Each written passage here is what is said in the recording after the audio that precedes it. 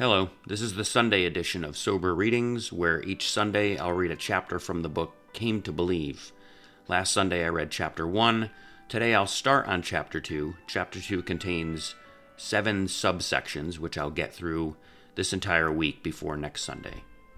Chapter 2 is titled Spiritual Experiences, and there's a passage from Bill W. that says, "It is certain that all recipients of spiritual experiences declare for their reality.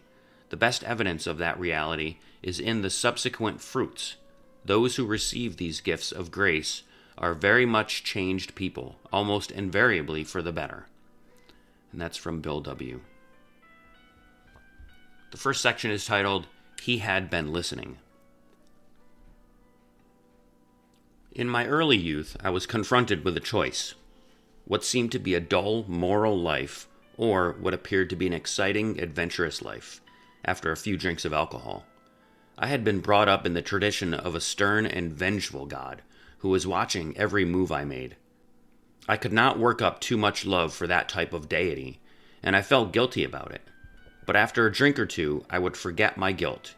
This, I decided, was the life for me. It started off pleasantly enough, promoting dreams of glittering fame and fortune. But this life gradually regressed to a constant nightmare of fear and remorse over my condition and resentment and anger at a normal way of life which went on all around me, but which I apparently could not enter. The truth was that I drank myself out of society, coming by degrees to live in a mental state that sealed off any social or moral contact with anybody. But at that time, I could not see my excessive drinking as the cause. I had become convinced that God and society had frozen me out, denying me the breaks in life. I could see no sense in living. I lacked the courage to kill myself, but I believed that desperation would have broken this barrier of cowardice had it not been for an experience that changed my mental outlook entirely. This experience came about through the death of my father in Scotland. He had lived a good life in his community and was honored in his passing by all who had known him. I had received newspapers giving accounts of his funeral. That evening, I was seated at a small table in a crowded tavern, drunk and brooding over what I had read. I felt no sorrow at my father's passing. Hate and envy saturated my mind, and I was muttering to myself, why should he and other people get all the breaks in life, while good men like me don't get a chance? What a rotten deal I'm getting. People would love and honor me too, if I had the chances in life he had. In the tavern, the noise of conversation was deafening, but suddenly I heard a voice in my mind ring out loud and clear. What accounting are you going to give to God of your life? I looked around, astounded, for it was my grandmother's voice. She had passed from this life and out of my thoughts over 20 years earlier. This was her favorite quotation. I had heard her say it often in my youth, and now I heard it again in the tavern. As soon as I heard this voice, my mind cleared up, and I knew beyond all doubt that no other person, nor any situation, was responsible for my state. I alone was responsible. The effect was shattering. First, I had heard that voice, and then my whole excuse from my failure in life, that I had never got any breaks, was wiped out of my mind forever. The thought hit me that if I killed myself, as I wanted to, there was a chance that I might meet up with God and have to give him an account of the life I lived, with no one else to blame for it. I wanted no part of that, and the idea of killing myself was dropped then and there.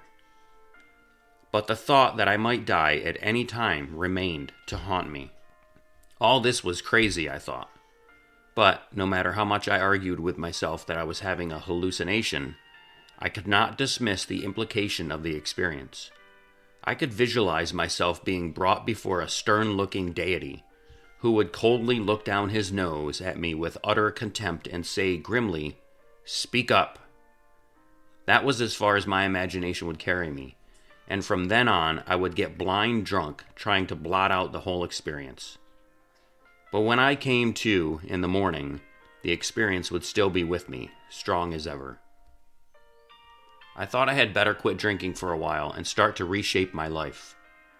This resolution led to a terrible shock. Up to this time, I had never tied in my troubles with alcohol. I knew that I drank too much, but I had always felt that I had good reason to drink. Now I found, to my amazement and horror, that I could not quit. Drinking had become such a part of my life that I could not function without it. I did not know where to turn for help. Believing that people thought about me the way I thought about them, I was sure I could not turn to them. This left only God, and if He felt about me as I felt about Him, this was a slim hope indeed. In this manner, I passed through the 3 blackest months of my life. During that time, it seemed, I drank more than I ever had before, and I prayed to nothing for help to get away from alcohol. One morning, I came to on the floor in my room, horribly sick, convinced that God was not going to listen to me.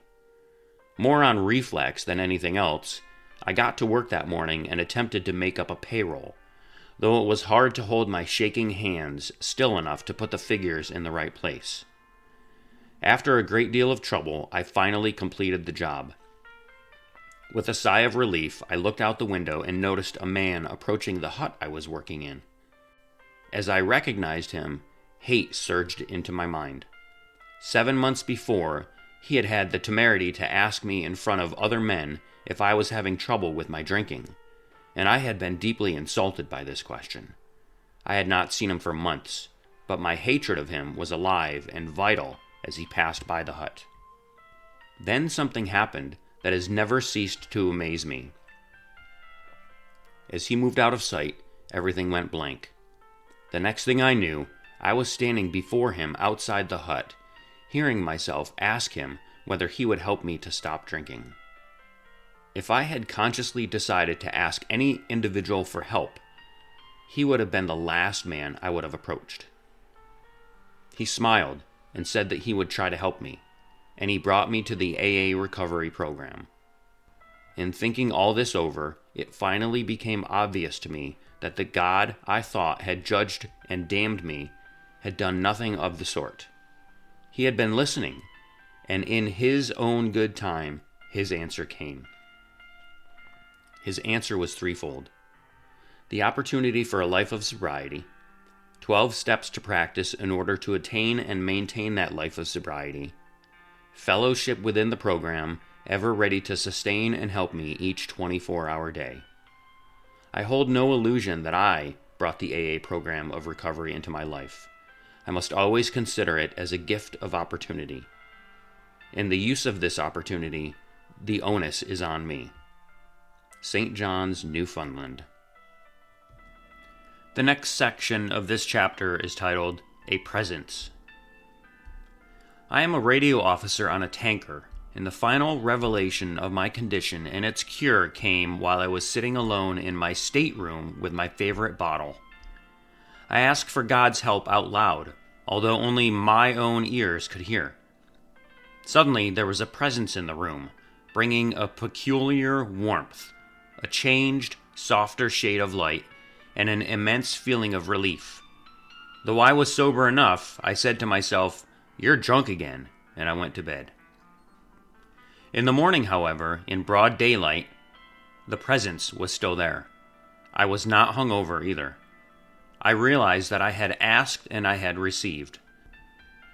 From that time on, I have had no alcohol. Whenever I get the urge, I think of that which happened to me, and it keeps me straight. AA Internationalists. That's the first 2 sections from Chapter 2 of the book Came to Believe. I'll be back tomorrow to read the next section. Thanks for listening and have a great day.